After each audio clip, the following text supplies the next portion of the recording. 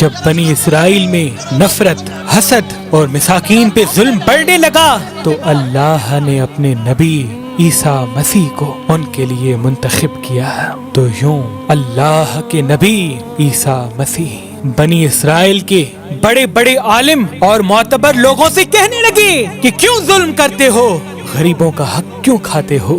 اے لوگو، حقیقی اللہ وہ ہے جو سب انسانوں کو برابر کے حقوق دیتا ہے، جس کے نزدیک امیر اور غریب میں کوئی فرق نہیں، کالے رنگ والا اور سفید رنگ والا برابر ہے۔ لوگ حضرت عیسیٰ مسیح کا مذاق اڑانے لگے اور پھر اللہ کے نبی اللہ کی نشانیاں زمین پر ظاہر کرنے لگے۔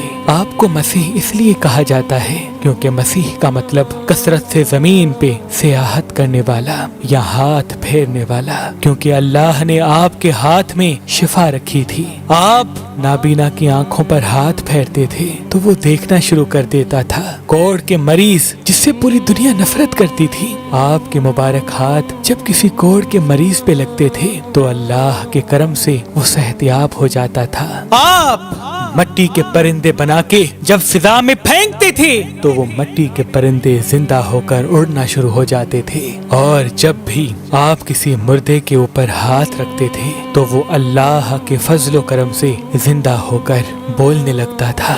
بنی اسرائیل کے لوگوں نے جب یہ معجزات دیکھے تو دن بدن آپ کی باتیں سننے لگے، آپ کو اللہ کا نبی تسلیم کرنے لگے۔ بس یہی ڈر اس وقت کے ظالم بادشاہوں اور عالموں کو کھانے لگا کہ کہیں ہماری حکومت ختم نہ ہو جائے، لوگ عیسیٰ مسیح کو اللہ کا نبی سمجھ کر اپنا بادشاہ نہ بنا دیں۔ تو بس بنی اسرائیل کے بادشاہ اللہ کے نبی حضرت عیسیٰ مسیح کو شہید کرنے کی سازش بنانے لگے۔ حضرت عیسیٰ علیہ السلام پوری قوم سے مخاطب ہو کے فرمانے لگے، اے لوگو، اللہ سے ڈرو، میں اللہ کی طرف سے آیا ہوں تاکہ تم آپس میں محبت، پیار اور امن کے ساتھ زندگی بسر کر سکو۔ کچھ لوگ آپ پر ایمان لے آئے، کچھ لوگ آپ کے ساتھ رہنا شروع کرنے لگے، اور کچھ لوگ وقت کے بادشاہوں کے ساتھ آپ کو شہید کرنے کی سازش میں اٹھ کھڑے ہوئے۔ تاریخ نے لکھا آپ کے ساتھ 12 حواری تھے، لیکن ان میں سے بھی کچھ کا ایمان مکمل نہ تھا۔ اس بات کا فائدہ اٹھاتے ہوئے بنی اسرائیل کے عالم اور بادشاہوں نے ان حواریوں کو خریدنا چاہا۔ ان میں سے ایک جس کا نام یہودا تھا، اس نے وقت کے بادشاہ کے سامنے اپنے آپ کو بیچ دیا اور یہ کہا کہ میں تمہیں بتاؤں گا کہ عیسیٰ مسیح کہاں ہے، اور یوں یہودا ان لوگوں کے لیے جاسوسی کرنے لگا۔ ان دنوں اللہ کے نبی حضرت عیسیٰ علیہ السلام مذہبی تہوار فس منانے کے لیے بیت المقدس آئے ہوئے تھے۔ کھانا کھانے کے بعد آپ شہر سے باہر آتے ہیں اور کرشمنی نامی ایک جگہ پر رات گزارنے کے لیے ٹھہرتے ہیں۔ اپنے شاگردوں سے الگ ہو کر اللہ سے مخاطب ہوتے ہیں، اے اللہ، میں جانتا ہوں یہاں کے بادشاہ اور علماء مجھ سے نفرت کرتے ہیں اور مجھے قتل کرنا چاہتے ہیں۔ اے میرے خالق، میری مدد فرما اور مجھے ان کے شر سے نجات دے۔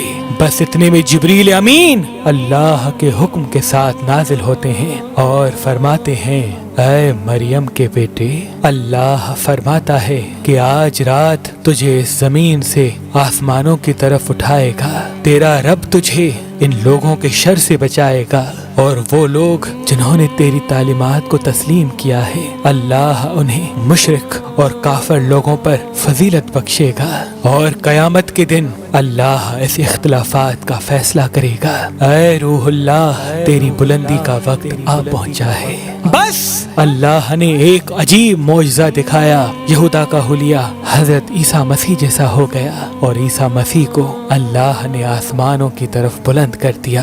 بس جیسے ہی گرفتار کرنے کے لیے بادشاہ کے لوگ وہاں آئے تو اس جاسوس یہودا کو گرفتار کر دیا، کیونکہ اللہ نے اس کی شبیہ عیسیٰ مسیح جیسی بنا لی تھی۔ اور یوں اللہ نے بنی اسرائیل کے سخت دلوں پر مہر لگا دی، اور وہ فخر سے یہ کہنے لگے کہ ہم نے مریم کے بیٹے اور اللہ کے نبی عیسیٰ کو قتل کر دیا۔ انہوں نے یہ سمجھا کہ ہم نے عیسیٰ مسیح کو سولی پہ چڑھا رکھا ہے، بلکہ حقیقت تو یہ تھی کہ وہ اس معاملے میں غلط فہمی کا شکار تھے۔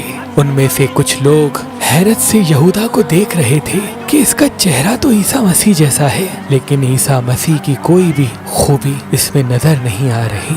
وہ بس اپنے وہم و گمان کی پیروی کر رہے تھے۔